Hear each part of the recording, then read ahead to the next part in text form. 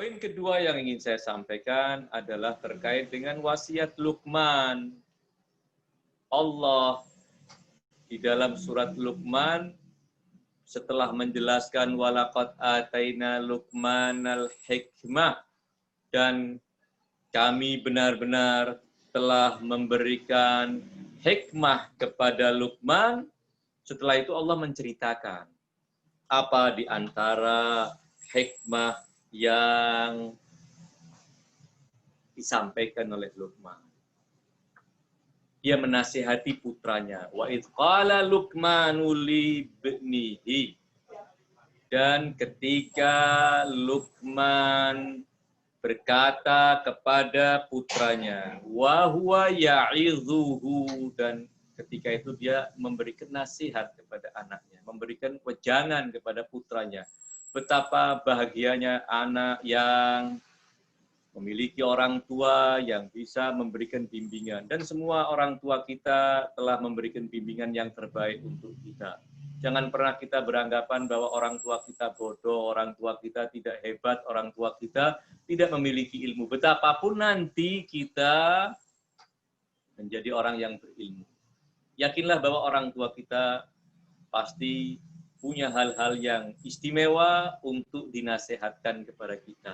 Atau kalau tidak, orang tua kita pasti serius juga untuk membimbing kita, mengajak kita untuk hadir di majelis-majelis ilmu, memilihkan untuk kita sekolah yang terbaik untuk buah hatinya, untuk putranya, agar putranya kelak menjadi orang-orang yang sukses dan bahagia dalam hidup dunia dan akhiratnya. Wa idh qala Luqmanu libnihi wa huwa ya'idhuhu ya bunayya la tusyrik billah. Innasyirka la zulmun azim. Janganlah engkau menyekutukan Allah. Jangan menyekutukan Allah. Kenapa demikian? Karena menyekutukan Allah itu adalah kezaliman yang terbesar. Bukan menzalimi Allah, tetapi menzalimi diri sendiri. Menzalimi kedua orang tuanya, menzalimi keluarganya, menzalimi masyarakatnya. Orang yang menyekutukan Allah berarti dia jauh dari nilai-nilai mulia.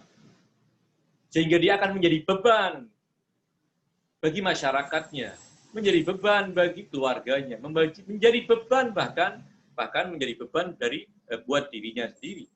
Dia hidup tanpa cahaya, dia hidup dalam kegelapan, dia hidup di luar koridor yang menyampaikan dia kepada kebahagiaan. Setelah itu, dan Luqman ketika mengatakan, jangan kamu menyekutukan Allah, wahai putraku, tidak cuma mendoktrin, tetapi juga Luqman mengingatkan bahwa kenapa saya larang kamu menyekutukan Allah? Karena menyekutukan Allah itu adalah zulmun azim. Setelah itu, sebelum Allah melanjutkan mengutip atau mengabadikan wasiat Luqman, Allah menyisipkan pesan penting.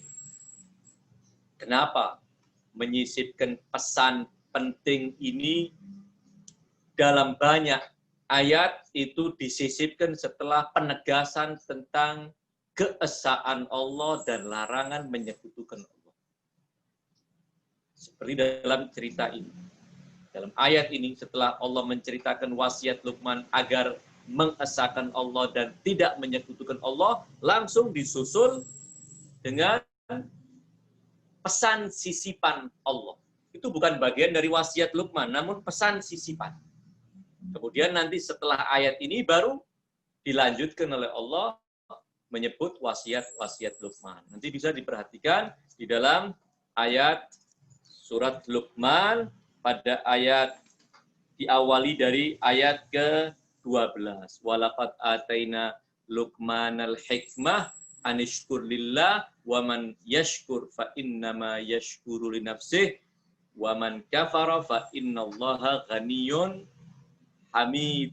Mulai setelah itu Allah menyebutkan wasiat Luqman. Wa idh qala Luqmanu libnihi wa huwa ya'idhuhu ya bunayya la tusyrik billah innasyirka la zulmun azim. Kemudian pada ayat ke-16. Ya bunayya innaha intaku mithqalu habatin min khardal. Pada ayat ke-16. Di antara ayat ke-13 dan ayat ke-16 ada 2 ayat Allah menyisipkan pesan penting tentang apa? Tentang birrul walidain. Berbakti kepada kedua orang tua. Wa wassainal insana biwalidayhi. Setiap orang kami wasiatkan kepadanya agar berbuat baik kepada kedua orang tuanya, kepada ibu dan ayahnya. Setelahnya Allah fokuskan menyebut ibu. Hamalathu ummuhu wahnan ala wahnin. Ibunya telah mengandungnya dalam keadaan lemah, susah, berat buat dia. Wa fisaluhu fi amain, dan setelah bayinya dilahirkan, dia masih harus punya tugas besar lagi. Merawat bayi itu, menyusui bayi itu. Maksimal dalam 2 tahun dia harus merawat dan menyusui anaknya. Fi amain. Apa yang Allah pesankan kepada manusia terhadap kedua orang tuanya? Anishkurli wali walidai.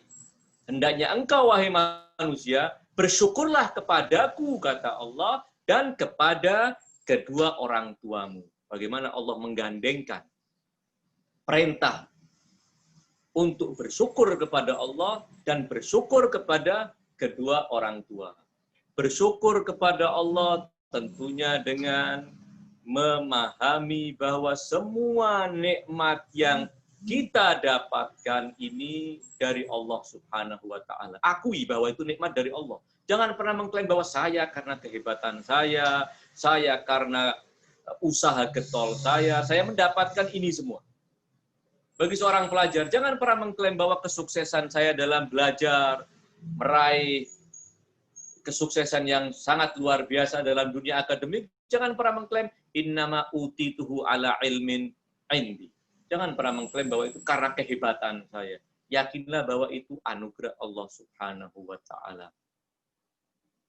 Setelah kita memahami dan meyakini bahwa itu dari Allah, tahap berikutnya apa? Syukuri dalam pengertian yang lebih mendalam. Tahap kedua mensyukuri adalah, karena tahap pertama mensyukuri adalah apa? Mengakui bahwa nikmat itu dari Allah. Tahap kedua mensyukuri adalah bahwa kita harus menggunakan nikmat dan anugerah Allah ini untuk apa yang Allah maukan.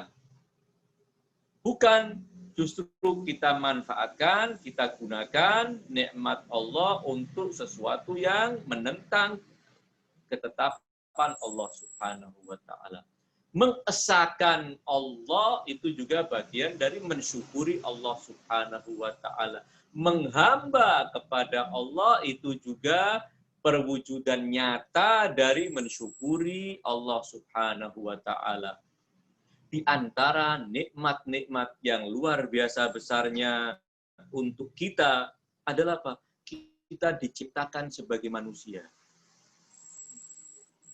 Jangan pernah kita menganggap kecil nikmat ini. Ini nikmat yang sangat luar biasa. Ketika Allah menakdirkan saya dan Anda untuk menjadi manusia, diciptakan menjadi manusia, bukan diciptakan menjadi binatang. Menjadi manusia itu artinya ini awal nikmat bahwa kita telah dipilih menjadi hamba yang diberi kesempatan untuk berkompetisi meraih kedudukan tinggi yang sangat istimewa di sisi Allah. Di mana surga pun adalah bagian kecil dari kedudukan istimewa di sisi Allah tersebut. Andai kita tidak tercipta sebagai manusia, berarti kita tidak punya kesempatan berkompetisi untuk meraih semua itu. Jadi nikmat besar yang kita dapat ini adalah kita diciptakan oleh Allah menjadi manusia. Kemudian kita diciptakan oleh Allah dan dilahirkan dari kedua orang tua kita. Kita ini lahir bukan seperti Nabi Adam yang lahir dengan diciptakan secara langsung, namun kita lahir ke alam wujud ini. Sekali lagi, bahwa kehadiran kita di alam wujud ini adalah sebuah nikmat yang sangat luar biasa. Namun, perhatikan, kita hadir ke alam wujud ini melalui siapa? Tidak lain adalah melalui kedua orang tua kita.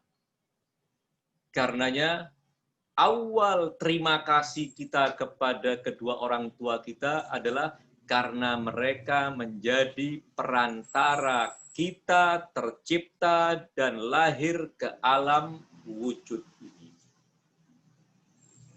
Yang dengan terlahirnya kita ke alam wujud, kita berkesempatan untuk mendapatkan kedudukan-kedudukan tinggi. Berkesempatan untuk meraih kedudukan yang tinggi dan istimewa di sisi Allah. Siapa yang berjasa? Tentu kedua orang tua kita yang menjadi perantara. Karenanya kita juga harus berterima kasih kepada kedua orang tua kita. Ayat ini mengatakan, Anishkurli wali walidaik ilayyal masir. Hanya kepada akulah kalian akan kembali. Tidak kepada selain aku. Ini kita temukan dalam surat Luqman. Allah menyisipkan pesan tentang berbakti kepada kedua orang tua.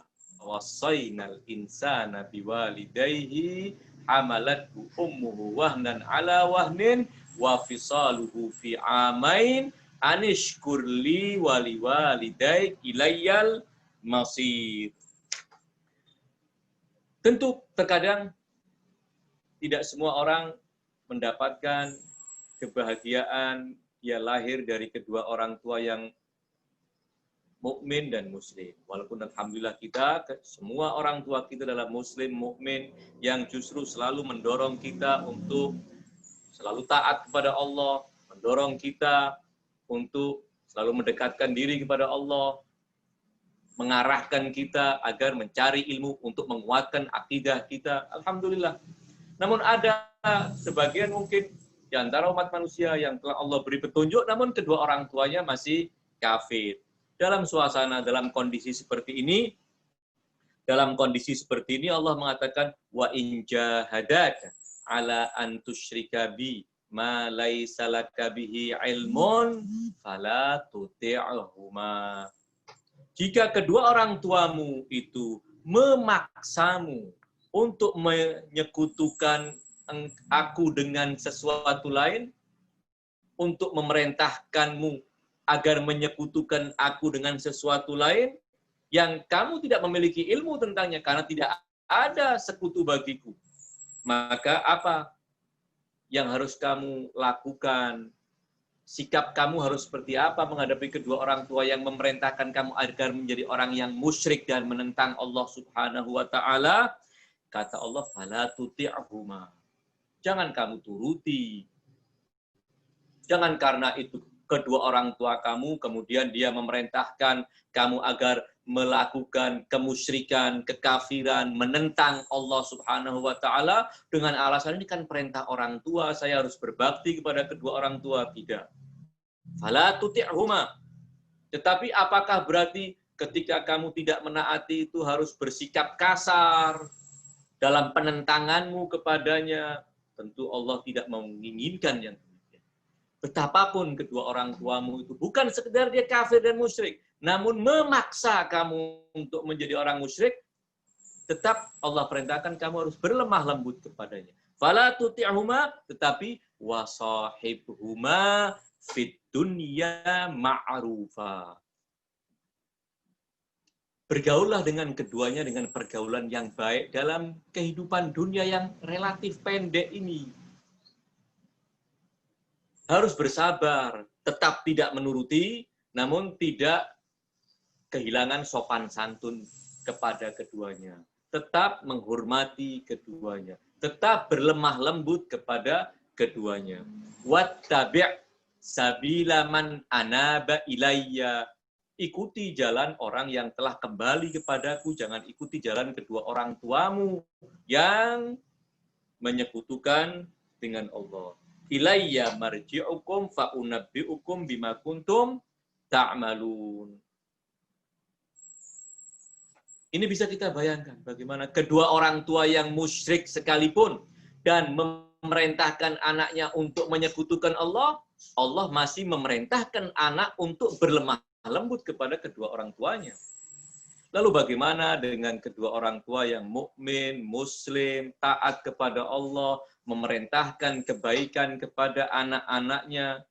Tentu sangat diharuskan bagi anak untuk berbakti kepada kedua orang tuanya, menaati dan berlaku lembut kepadanya. Sekali lagi bahwa pesan-pesan Allah agar berbakti kepada kedua orang tua tidak cuma hanya ada di dalam surat Luqman yang telah kita baca.